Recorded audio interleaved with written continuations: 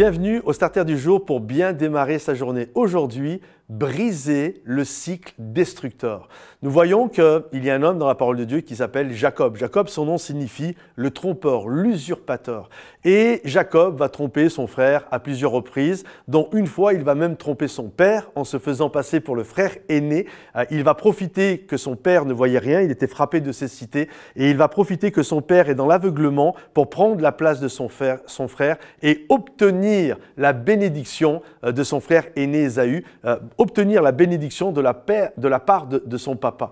Et par la suite, son frère va lui en vouloir et il va être obligé de partir. Et là, c'est intéressant parce qu'il va se retrouver chez son oncle qui s'appelle Laban. Et Laban, quand nous considérons Laban, c'est Jacob, mais plus vieux. C'est dans la famille dans le jeu de cette famille, dans la famille des trompeurs, des usurpateurs, de ceux qui roulent les gens. Je veux le tonton. Tonton, c'est Laban. C'est celui qui est encore 2 coches au-dessus de Jacob. D'ailleurs, on le voit quand Jacob va tomber amoureux de la fille de Laban, qui est Rachel.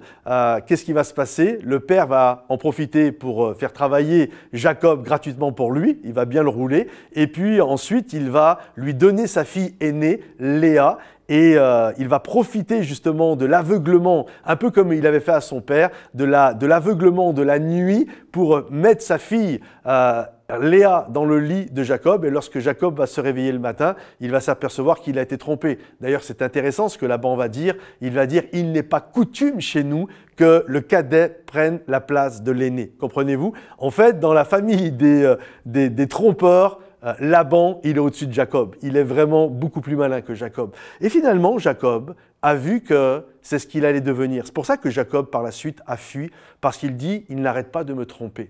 Et là, il a compris, Laban était pour Jacob comme un miroir. Vous savez, des moments, on voit des gens et c'est comme notre miroir.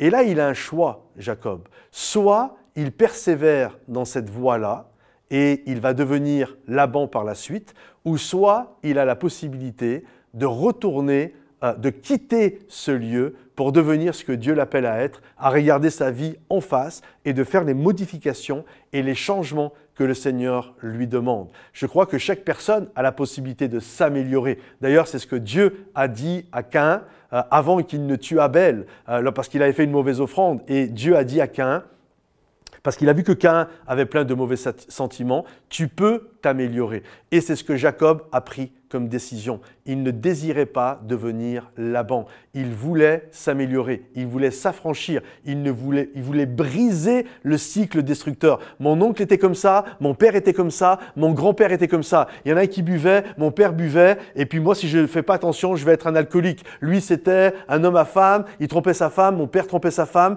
et moi, si je ne fais pas attention, je vais tromper ma femme, etc., etc.